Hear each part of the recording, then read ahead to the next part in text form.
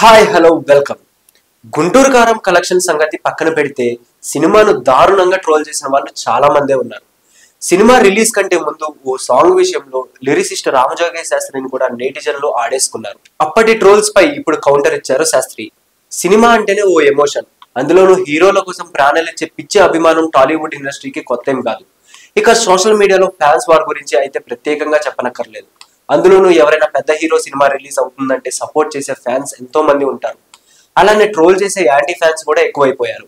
మొన్నీ మధ్య గుంటూరు గారం చిత్రం విషయంలో లిరిసిస్ట్ రామజోగయ్య శాస్త్రికి ఇదే పరిస్థితి ఎదుర్కొన్నారు. మహేష్ బాబుకి ఎన్నో అద్భుతమైన పాటలు రాసిన ఆయన ఈ చిత్రంలో ఓ బేబీ సాంగ్ వల్ల ట్రోలింగ్ కి గురయ్యారు. అసలు ఈ పాట ఏంటి, ఆ లిరిక్స్ ఏంటి అంటూ రామజోగయ్య శాస్త్రిని సోషల్ మీడియాలో దారుణంగా ట్రోల్ చేశారు.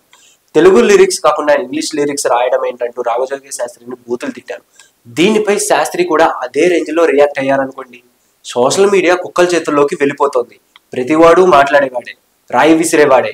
ఆయన అభిప్రాయం చెప్పేదాన్ని ఓ పద్ధతి ఉంటుంది అని తెలుసుకుని ఒళ్ళు దగ్గర పెట్టుకుని మాట్లాడండి అంటూ రామజోగయ్య శాస్త్రి పోస్టులు పెట్టారు. దీని తర్వాత శాస్త్రిని ఇంకా ట్రోల్ చేశారు నెటిజన్లు.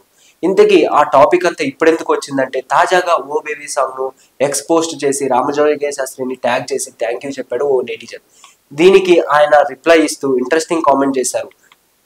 జరగకూడని రచ్చ జరిగిపోయాక ఇప్పుడేం లాభం లేనన్న, ఇందుకే కాస్త ఓపిక సహనం ఉండాలంటారు. థ్యాంక్ యూ అంటూ ఆయన రిప్లై పెట్టారు. ఇక ఇది చూసిన నెటిజన్లు అసలు ఏం రచ్చ జరిగిందా అబ్బా అంటూ కామెంట్లు పెడుతున్నారు. ఆయన తిట్టిన వాళ్ళకి గుర్తుండకపోవచ్చు, కానీ తిట్లు తిన్న వాళ్ళు అంత త్వరగా మర్చిపోరు కదా.